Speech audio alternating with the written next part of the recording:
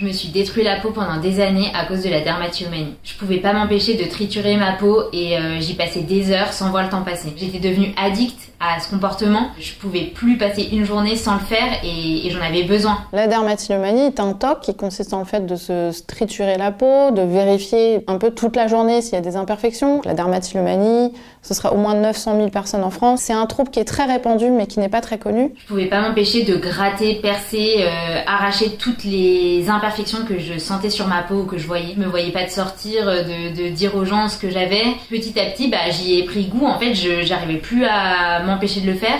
Donc je le faisais de plus en plus souvent, c'était vraiment tous les jours. C'est là que ça devient un trouble. C'est quand la personne est obsédée par sa peau et que les triturages ou le comportement, de manière générale, lui prennent tellement de temps que ça a un impact sur sa vie personnelle ou professionnelle ou scolaire. Voilà l'endroit où je pouvais passer des heures tous les jours. Le miroir, on peut dire que c'est le pire ennemi de la dermatillomanie. À cause du reflet, la personne va pas se regarder de loin, voir si l'aspect global est satisfaisant. Elle va avoir tendance à s'approcher très proche du miroir et à vérifier s'il y a quelque chose qui dépasse, s'il y a des boutons nouveaux qui sont apparus. Et si la personne trouve quelque chose, elle aura très envie de l'enlever avec ses doigts, notamment, mais la dermatillomanie, souvent, on sait que les personnes peuvent utiliser des petits outils pointus, des petits instruments, comme une aiguille, c'est souvent la pince à épiler, et là, malheureusement, ça fait plus de dégâts. La dermatillomanie, ça peut être des épisodes brefs, avec des petits grattages tout au long de la journée, mais généralement, il y a des crises le soir, parce que la personne sait qu'elle aura le temps de le faire, et aussi que la peau aura le temps de cicatriser. Moi, les crises, pendant des années, elles arrivaient quasiment tout le temps le soir. En fait, je rentrais chez moi, souvent déjà dans la journée, je faisais que penser à ma peau, je regardais tout le temps les peaux des autres. Et dès que je rentrais chez moi, j'allais direct dans la salle de bain pour voir comment était ma peau, est-ce qu'il y avait des trucs à faire, à lisser, à gratter, à arracher, à percer. Et en fait là c'était le cercle infernal qui commençait et ça pouvait vraiment durer des heures. Je pense que on appelle ça des crises. La pire crise a duré presque 4 heures et vraiment dans un état de transe où en fait on voit pas du tout le temps passer. Sur le coup, les personnes oublient les dégâts que ça va causer.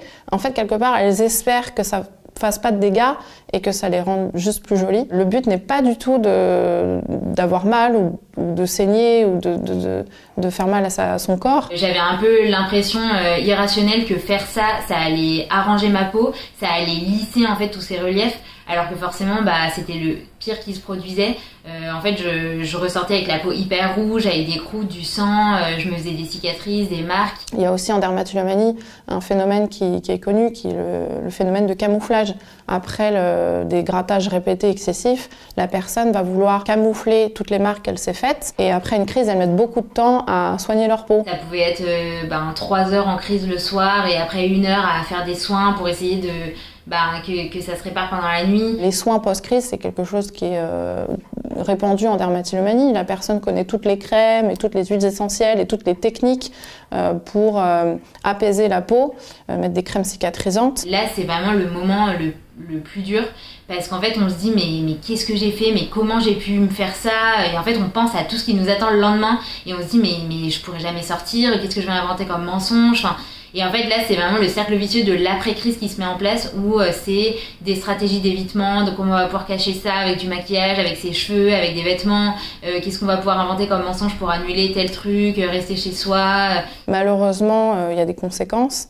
Et gratter sa peau de manière répétée, excessive, peut la faire saigner, peut créer des croûtes ou des cicatrices. Et les conséquences peuvent aller de marques jusqu'à des infections de la peau. Il y a des cas très graves qui sont allés jusqu'à la septicémie, donc c'est l'infection du sang. Ça peut donner des staphylocoques dorés aussi dans les cas les plus graves. C'était un comportement qui me faisait du bien. En fait, sur le coup, c'est comme si je pensais à rien, j'étais dans une bulle et j'étais complètement concentrée sur ça. C'est un comportement que j'avais tellement répété qu'il était connu, un peu sécurisant. La dermatillomanie, c'est connu pour aider à déstresser.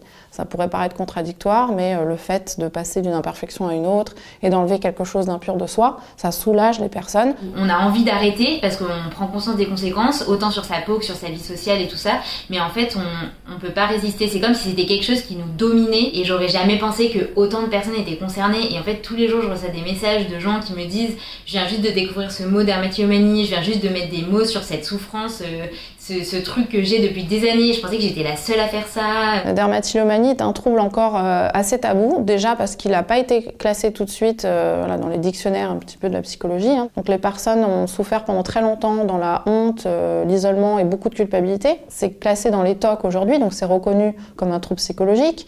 Alors en même temps, ça peut faire un petit peu peur et en même temps, ça peut permettre aux personnes de se dire « alors je suis pas seule, ça se traite ». Et c'est reconnu. Donc si j'en parle à mon psychologue, mon médecin, mon dermatologue, ils vont pouvoir m'aider. Je pense que le fait de se faire aider, c'est primordial parce qu'en fait c'est vraiment un trouble et je trouve qu'il n'est pas pris au sérieux et que du coup c'est comme si notre souffrance elle n'était pas non plus prise au sérieux.